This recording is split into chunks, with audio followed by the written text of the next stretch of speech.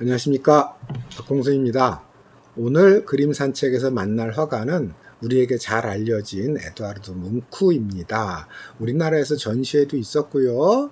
그 다음에 한국인들이 사랑하는 화가 중에 아마 손꼽히는 화가라고 할 수 있겠습니다. 뭉크의 여러 그림들이 있고요. 우리들의 머릿속에는 아마 절규라는 대표작이 떠오를 거예요. 하늘도 휘어져 들어가고 땅도 휘어지고 다리도 휘어지고 사람도 휘어져 있는 모습으로 고함을 지르고 있는, 마치 어떤 공황장애 상태에 있는 사람을 보여주는 듯한 그런 그림을 보여주는 게 바로 절규라는 그림이죠. 그런 비슷한 분위기를 풍기는 그림이 많은데요. 오늘 같이 볼 거는 우울이라는 작품입니다. 일단 그림을 잠시 보면은요, 한 남자가 강가에 앉아 있어요. 그리고 턱을 손에 이렇게 괴고 뭔가 깊이 침잠되어 있는 느낌이죠. 마찬가지로 하늘은 저 멀리 석양이 지고 있는데 마치 강이 흐르고 바다가 흐르듯이 하늘도 심상치 않게 요동치는 모습을 보여주고 있습니다. 그런데 이 사람은 끝없는 나락으로, 깊이를 알 수 없는 바닥으로, 나락으로 계속 그 감정과 마음이 이렇게 아래로 떨어져 나가는 상태임을 보여주는 것 같아요. 특히 저 위쪽으로 갈수록 가볍죠. 색들이 맨 위는 약간 노란빛이 보이는 색이고요. 그 밑에 붉은색을 배치하고요. 그 다음에 강물이 약간 푸른기가 돌고요. 아래로 갈수록 검어요. 그래서 전체적으로 그림을 보면서 어떤 느낌이 드냐 하면은 밑으로 쭉 빨려 내려가는 느낌이 들어요. 그죠? 그 다음에 이 사람의 표정까지 겹쳐지면서 이 그림을 감상하는 우리의 마음도 이 그림 속의 인물 혹은 이 화가의 의도를 따라서 밑으로 감정이 계속 내려가는 그런 느낌을 받게 하는 작품이라고 할 수 있습니다. 그런데 이러한 그 우울이라는 그림 혹은 불안을 나타내는 많은 뭉크의 그림들은요, 뭉크의 성장 과정과도 일종의 관련이 있어요. 뭉크가 아주 어렸을 때 어머님과 결핵으로 죽어요. 그리고 또 한 10년 있다가 자기 누이 한 명도 폐결핵으로 사망을 합니다. 또 스스로도 목에서 피를 토하면서 어릴 때 죽을 고비를 넘겨요. 또 한 명의 누이는 정신병으로 평생 고생을 하고요.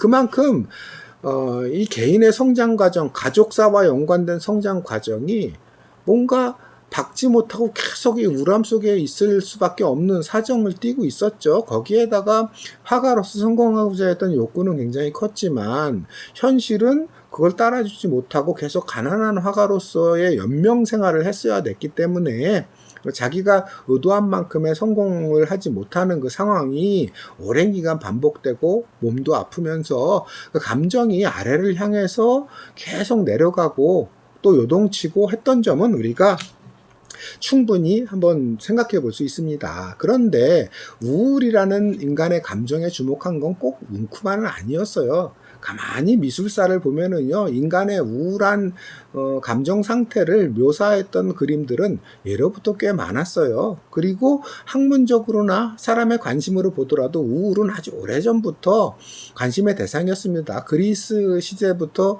철학자들이 우울에 대해서 언급했었고요. 중세 근대에 오면서도 우울은 사람들이 주목하는 감정 중에 하나였어요. 그런데 특히 근대 후반기부터는 아주 본격적인 연구 대상이 돼요. 왜냐하면 지그문트 프로이드라고 유명한 사람이 있죠. 정신분석학, 일종의 심리학의 아버지라고 불리는 사람입니다. 근대 후반기로 접어들면서 정신분석학, 심리학이 학문의 한 분야로 뚜렷하게 자리를 잡으면서부터는 불안, 우울, 이런 신경증적 현상 혹은 그런 감정 상태가 본격적인 연구 대상이 되고 그 다음에 관심의 대상이 돼요. 우리 보통 사람들에게도 그런 우울이라는 감정이 가지고 있는 의미라든가 영향에 대한 생각들이 널리게 퍼지게 됩니다. 그리고 나아가서는 심지어 현대에는요, 거의 우울이 하나의 유행처럼 되었을 정도로 굉장히 일상적인 현상으로 우린 접해요. 서점에 가서 이렇게 심리학 관련 책들 보면요, 맨 불안, 우울, 막 이런 거와 연관된 제목들을 발견할 수 있습니다. 그리고 TV에도 심리학자들이 나와서 사람들과 이렇게 어드바이스 충고를 하고 이런 것들이 꽤 많죠. 그럴 때마다 나타나는 것이 불안 증세죠. 또 우울 증세고요. 또 수많은 연예인이나 주요 인사들이 자신들이 우울증을 겪었던 것들을 토로하는 이런 경향들이 많기 때문에 마치 현대사회에서는 우울이라는 감정이 하나의 유행처럼 되어 있고요. 그래서 뭉크의 이 그림이 어떻게 보면은 현대인의 자화상처럼 여겨지기도 합니다. 그렇기 때문에 뭉크가 계속 재조명되고 또 사람들에게 계속 그 회자가 되고 뭐 이러는 것일 수도 있겠죠. 우리의 상태를 많이 반영하니까요. 그런데 심리학이 발달한 이후 이 우울에 대해서 어떻게 보통 분석을 하느냐. 프로이트 같은 경우는 성적인 에너지, 성적인 면과 아무래도 연관성을 많이 갖고 심리학적인 연구를 하는 사람이에요. 그래서 왜 사람들이 우울해지느냐. 인간은 성적 에너지의 변화 과정을 겪는다. 처음에 태어나서 한두 살, 두세 살 때는 자기에 대한 사랑에 빠진다. 자기 몸에 대한 관심을 갖고 자기 몸을 만지고 이런 자기에 빠져 있다가 일정 기간에는 오디푸스 콤플렉스라고 하죠. 어머니에 대한 사랑, 부모에 대한 사랑으로 전환됐다가 그 성적인 것까지 포함해서요. 그랬다가 점차 나이가 들어가면서 타인, 이성에 대한 사랑으로 넘어가게 된다. 이게 일종의 정상적인 성적 에너지의 흐름인데 이 흐름이 막히는 사람들이 있다. 타인, 이성에 대한 사랑으로 전환되지 못하고 다시 자기애로 돌아와 버리는 사람, 자기에 대한 사랑으로 돌아와 버리는 사람. 그럼으로써 뭔가 사회적이고 정상적인 자아 형성이 아니라 굴절되고 왜곡되고 변질된 자아 상태에 머무는 사람.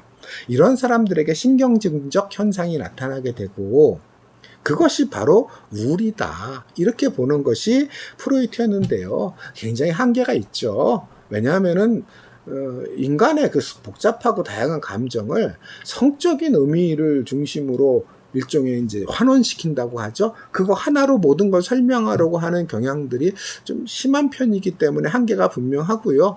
그 다음에 부모의 아이들이 의존하는 현상은요. 어떤 오디피스 콤플렉스라는 이런 특정 현상이라기보다는 자연스러운 현상일 수 있겠죠. 스스로 독립하지 못하는 아이들이 뭔가 성인으로서의 어른에 의존하고 보호자로서 의존하고자 하는 경향들은 뚜렷할 수밖에 없는 거니까요. 그런 점에서 허점이 좀 있고요. 현대 심리학에 특히 우리나라 같은 경우는 유럽의 심리학보다는 미국식 개인 심리학이 퍼져 있는 경우가 많아요. 아들러라는 사람이 제일 유명하죠. 이 개인 심리학의 분석은 주로 성장기 아이들의 가정 환경을 중심으로 분석을 해요. 아이들이 부모와 어릴 때 어떻게 만났고 특히 부모들이 어떻게 성역할 분업이 되어 있었느냐에 따라서 아이의 성격 형성에 영향을 미친다고 보는 거죠. 그럴 때 아들러는 안정적인 부모의 역할 분담을 요구해요. 아버지는 아버지로서의 역할, 어머니는 가정 속에서 아이들을 돌보면서 아이와 친밀한 관계를 유지하고 또 그리고 아버지와 어머니가 또 둘 간의 유기적인 관계를 맺고 이런 과정을 정상가정이라고 보고 이런 가정에서 자라났을 때 정상적 성격을 갖는다고 봤던 게 아들러였어요.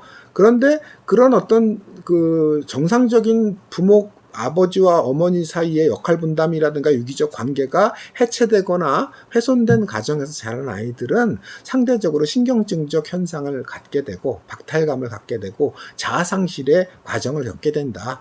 그 결과로서 불안, 우울 등을 분석하는 것이 개인 심리학의 특징적인 양상이라고 볼 수 있겠습니다. 현대에 와서는 보다 생리학적, 의학적 측면에서 접근하는 경향도 많아요. 뭔가 체내의 어떤 물질의 분비, 그런 것도 비정상적인 분비죠. 혹은 뇌파라든가 뇌에서의 어떤 비정상적인 균형 상태, 뭐 이런 것들에 의해서 우울이나 이런 현상이 나타난다라고 보는 견해인데요. 대부분 처방은 약물 처방으로 나타나죠. 거기에는 아무래도 그 의료 산업의 상업적 이해도 맞물려 있는 면도 있고요. 인간의 감정이나 심리를 물질적인 분비 현상으로만 보고자 하는 그 과학의 협소한 관점도 문제가 있죠. 그런 한계를 가지고 있어요. 또 하나 보자면 우리나라 그 서점에 나와 있는 그 수많은 심리를 다루는 책들의 편향도 좀 있어요. 대체로 여러분들이 가서 이렇게 뒤적거려 보시면요. 우울이나 불안 이런 걸 다루더라도요, 어떤 방향에서 다루냐? 위안이에요. 이렇게 다독거리는 거 있잖아요. 그래, 너 아프니? 그래, 너 많이 아프구나. 내가 위로해 줄게. 이러면 좀 나아질 거야. 뭐 이런 식으로 위로하는 에세이식 글들이 많아요. 어떤 인간의 심리에 대한 본격적인 분석보다는 나름대로 의미가 있겠죠. 일정 기간이라도 위안을 받고 그것으로부터 자기 감정 상태가 좀 나아질 수 있다면은 그 위안의 의미 있을 거라고 보지만, 하지만 거기에 딱 머무르는 한계에선 벗어나지 못하죠. 전 사실 미술 작품 속에서, 특히 우울을 묘사한 미술 작품 속에서 제일 인상적이고 그래도 그 인간이 겪는 우울 감정을 가장 폭넓고 풍부하게 보여주는 미술 작품을 꼽으라고 하면은 저는 단연 이 호퍼의 우울이라는 그림을 꼽아요. 르네상스 시기의 독일 화가거든요. 약간 바로크적인 그림도 많이 그렸고 했던 화가인데, 먼저 한번 그림을 보면은 왜 나이가 많이 들고 수염도 덥수룩한 사람이 책상에 앉아 있죠? 그냥 마치 초상화처럼 보여. 물론 표정은 침잠되어 있는 우울의 느낌을 주고는 있지만, 뭐 학자이고 그 다음에 책이나 이런 걸 쌓아두고 그냥 공부하고 있고 표정에서만 우울을 보여주고 있는 것 같지만 아니에요. 이 그림에는 여러 가지 장치가 있어요. 우울을 만들어내는, 인간에게 우울을 만들어내는 여러 가지 원인들, 그 근거들에 대한 화가 나름대로의 묘사가 이 안에 들어 있습니다. 먼저 볼 수 있는 게요, 맨 오른편에 해골 보이죠? 해골은 당연히 죽음을 뜻하죠. 죽음은 노화, 사람이 늙어가는 거, 병, 뭐 이것까지 연관돼 있고요. 사람은 누구나 건강하게 살고자 하는 욕망이 있고 오래 살고자, 죽음으로부터 벗어나고자 하는 욕망이 있지만 불가능하죠. 나이가 들어가고요, 몸이 약해지고요, 중간에 병이 걸려서도 생명의 위협을 받기도 하고요. 그죠? 결국은 또 죽게 되죠. 그래서 그 죽을 수밖에 없는 인간의 운명, 또 아프거나 나이가 들어가는 것이 미치는 영향. 나이가 들면서는 젊었을 때만큼 몸이 움직이지도 않고 자기 뜻대로 되지 않잖아요. 욕구만큼, 욕망만큼 자기가 움직일 수가 없어요. 거기서 오는 절망, 상실감, 이런 것들이 우울의 한 통로가 된다는 의미겠죠. 그리고 가만 보면요, 왼쪽에는 목걸이라든가 금이라든가 금화 이런 것들이 이렇게 좀 쌓여 있죠. 수북히 있죠. 재산, 부를 뜻하는 거죠. 이것도 인간의 욕망의 주요한 목표가 되고 있죠. 많은 사람들, 현대인들도 마찬가지고요. 더 많은 부를 만들어내기 위한 경쟁으로 거의 일생을 살아가잖아요. 재산을 쌓기 위한 인생이 되어버리잖아요. 그걸 통해서 남을 누르고 올라가려고 하고요. 하지만 대부분의 사람들이요, 그걸 다 이루지 못하죠. 소수만 이루고 대부분은 절망으로 끝나게 되죠. 난 안 된다, 안 된다라는 생각을 갖기도 하고요. 현대에 와서는 더 심해져요. 왜냐하면은 대박의 꿈, 일확천금의 꿈을 부채질하는 경우가 많잖아요. 그걸 통해서 어떤 투기라든가 뭐 재테크 이런 것들이 유행하기도 하고요. 자, 그러면 재산을 둘러싼 대박의 꿈은 뭘로 연결될까요? 대박의 실망으로 연결이 되죠. 그러면 당연히 우울 증상이나 이런 것들이 과거보다 더 많아질 수밖에 없는 여건이 현대사회에 만들어지겠죠. 욕망이 큰 만큼, 대박인 만큼 절망도 대박일 테니까요. 상실감도 대박이고. 그거는 아까 우리가 언급했던 죽음의 문제도 마찬가지예요. 기대 수명도 많아지고 의료의 발달로 인해서 뭐 평균 수명이 많이 늘어났잖아요. 하지만 늘어났다고 해서 노년이 되었을 때 제대로 된 어떤 자기 역할이 있나요? 현대사에서 노년의 자살이 늘어나는 이유는 늘어는 났지만 사회적으로 노인의 역할이라든가 의미라든가 이런 것들에 대해 제대로 잡혀있질 않아요. 사람이 살아있다고 살아있는 게 아니잖아요.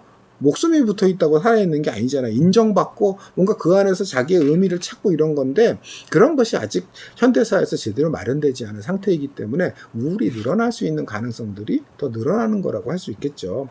그 다음에 책이나 이런 것들은 뭔가 지식, 학문 이런 걸 의미하겠죠.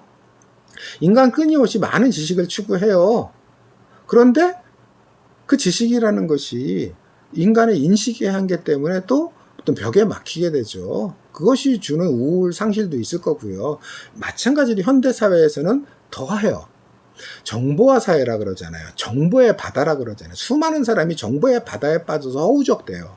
하지만 깊이 있는 통찰과 어떤 지식과 지식을 연결시키는 논리적인 체계는 점점 옅어지고 있다고 하잖아요. 그 간극에서 오는 상실감이 우울을 만들어낼 수 있는 거고요. 더 나아가서 오른쪽 벽에 웬 그림이 걸려 있죠? 가만히 보면은요, 남녀가 사랑하는 장면이에요.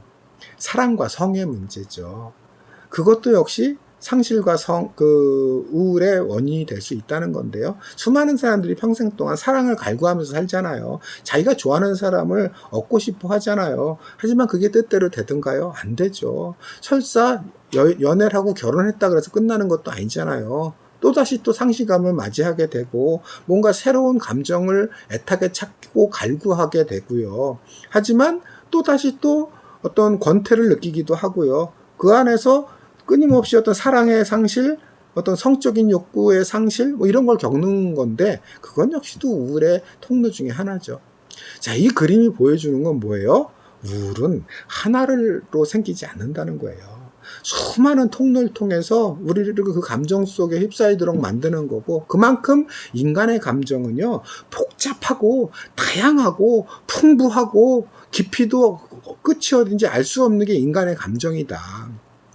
이거를 심리학에서 한두 가지, 두세 가지 원리로 압축해서 설명하려고 하고, 또 생리학에서 인간 체내의 어떤 물질로 설명하려고 하는 것 자체가 무리한 거죠. 그런 한계를 보여주는 거고, 그런 점에서 저는 이 그림이야말로 어떤 심리학 그림이다. 우리에게 심리학적 한계를 생각해야 하는 그림이다라는 거고요. 더 나아가서 심리학의 한계를 학문적으로 제기한 아도르노의 글도 한번 볼만해요. 아도르노는 미니마 모랄리아라는 책에서 이런 얘기를 합니다. 유명한 그 철학자죠. 현대 철학자죠. 심리학은 인간을 객체로 분석 재료로 사물 중에 하나로 만들었다. 심리학은 개인에게 행복을 나누어 주면서 그 대신 개인적인 것을 몰수해 간다. 무슨 얘기냐면은 대부분의 심리학은 이성을 통해서 감정을 분석하는 거예요. 예? 인간의 감정을 분석하는데 감정에 몰입해서 감정에 접근하는 것이 아니라 이성으로 인간의 감정을 분석해요. 그러려면 어떻게 해야 돼요? 인간을 대상화하게 되죠. 분석 대상으로, 객체로. 그런 점에서 우리가 자연과학이 하듯이 그냥 사물을 관찰하듯이 인간을 대상으로 객체로 놓고 관찰하는 식으로 접근하는 것이 심리학이다. 그토록 풍부한 인간의 감정이 그러면은 이 과정에서 왜소한 것으로, 빈약한 것으로 변질될 수밖에 없는 거고요. 인간의 감정이 주체가 아니라 이성의 대상으로 전락하게 된다는 점에서 사물 중에 하나, 분석 재료가 된다는 거예요. 그리고 심리학을 통해서 우리에게 위안을 주고 행복을 가져다 준다. 이렇게 주장을 하지만 사실은 개인적인 것을 몰수해 가버린다는 거예요. 왜냐하면은 개인이라는 건요, 감정이라는 것이 서로 상이할 수밖에 없잖아요. 우리가 좀 아까 호포 그림에서 봤지만 사람마다 얼마나 다양한 통로를 통해서 우리가 4가지만 살펴봤지만 그게 4가지겠어요? 40가지, 400가지도 더 될 거고요. 그것들이 서로 섞이는 조합으로 따지면 무한대의 통로가 만들어질 거예요. 그걸 통해서 여러 가지 감정 상태가 형성이 되고 또 우울이든 불안이든 여러 가지 또 만들어지는 건데, 그런 것들이 몇 가지로 압축되고 분석되고 규정돼 버릴 때 그 개인의 고유한 감정은 사라져 버리죠. 사람이 행복하려면은 그 고유성, 그 개인의 독특한 감성, 이런 것들이 인정되고 존중되면서 그 위에서 뭔가 삶과 일상이 이루어질 때 그게 행복한 삶으로 나아가는데, 너는 이런 거야 라고 규정되는 순간, 그리고 그런 규정은 보통 심리학자들이 권위를 갖고 마치 심판관인 것처럼 너는 이런 상태야 라고 내려버리죠. 우린 그 대상이 되는 거고요. 심지어요, 심리 기술이 사용되는 경우도 많아요. 현대사회에서 소비심리학이라는 말을 아주 노골적으로 사용하잖아요. 사람의 심리를 조작해서 기술적으로 조작해서 물건을 사게 만든다는 거잖아요. 그 다음에 정치심리학 이런 것도 유명하죠. 어떻게 선전과 홍보를 통해서 정치적인 사고, 심리를 조작해낼 것인가, 사회심리를 조작해낼 것인가, 이런 점에서 심리 기술을 사용하는데요. 아도르노는 이렇게 얘기해요. 심리학이 타락해서 생겨난 게 아니다. 심리학 자체 내에 그것이 기술적인 요소를 가지고 있다. 그런 점에서 심리학 자체의 문제다. 이렇게 보는 거죠. 자, 불안은요, 또 오늘 다루는 우울은요, 제가 보기엔 그래서 그래요. 우울은 정신과 감정의 이물질이 아니다. 그것이 병으로만 봐선 안 된다. 지금까지 심리학이나 생리학이나 이런 데서는 우울을 병으로 보고 정상에 대비되는 비정상으로 보고 끼어든 이물질로 봤잖아요. 그런 게 아니라 우울은 우리 정신의 감정의 내적인 요소다. 모두가 가지고 있는 내적 요소다. 그것이 자기 인생의 경로, 인생의 과정, 수많은 일상의 삶의 조건과 어떻게 맞물리냐에 따라서 어떻게 역할하느냐도 달라진다. 전 생각해요. 그런 점에서 우울은 질병적 요소가 아니라 오히려 창조적 요소로도 작용할 수 있어요. 왜냐하면은 그만큼 자기 욕망이 실현되지 않을 때 오는 것이 상실감이고 우울일 수 있는 거잖아요. 그러면은 인간의 무한한 욕망과 인간 존재의 유한성, 죽을 수밖에 없는 또 인식의 한계 이런 게 유한한 거잖아요. 그러면은 욕망을 한 군데 집중시켜야지만 뭔가를 이룰 수 있죠. 그런 점에서 욕망, 자기 욕구나 이런 것들을 이게 쭉 퍼져 있는 것들을 정말 제일 소중한 욕망으로 그 몰입해가지고 성취를 이뤄낼 수 있는 가능성도 주고요. 또 하나로는 인간의 욕망은 무한한데 존재는 유한해. 이런 것들에 대한 성찰을 통해서 존재의 유한성에 대한 내적 성찰을 통해서 자기의 정신의 평온을 만들어 나갈 수 있는 그 입구가 되기도 하는 것도 오히려 그 계기를 만들어 주기도 하는 것이 우울이다. 그리고 브루톤 같은 사람은요, 발작적이지 않은 건 예술이 아니라 그랬어요. 뭔가 우울이라든가 어떤 감정의 어떤 기복 속에서 제대로 된 어떤 예술적 성취라든가 뭐 이런 것들이 나타날 수 있다라고 표현했을 정도로 우울은 창조적인 영감을 제공하는 역할도 하죠. 그런 점에서 물론 병적 증상도 나타날 수 있지만 제 말은 그만큼 여러 가능성을 가지고 있는 게 우울이다. 그런 점에서 이물질이라든가 질병으로만 바라보는 것은 곤란하다. 오히려 감정과 정신의 일부로서 보고 정면으로 바라보고 그것이 긍정적으로 기여하도록 만들어 나가는 것. 그것도 개인에 따라 얼마나 다르겠어요. 그런 다양성들을 인정하고 거기에 맞춰서 접근하는 것이 필요하다. 이런 생각입니다. 그래서 뭉크의 그림을 보면서 우울에 대해서 이것저것 한번 우리 생각해 봤고요. 오늘도 4글자로 마무리해 볼게요. 어떤 걸로 마무리할 거냐 생각해 봤는데요. 우울하자. 차라리 인간 감정의 내적인 요소라면요. 그것을 거부하거나 이물질로 치부하지 말고 적극적으로 우울하자고요. 그래서 넘어서자고요. 그리고 그것으로부터 뭔가 더 발전의 길을 만들자고요. 자, 오늘 여기까지 하겠습니다. 감사합니다.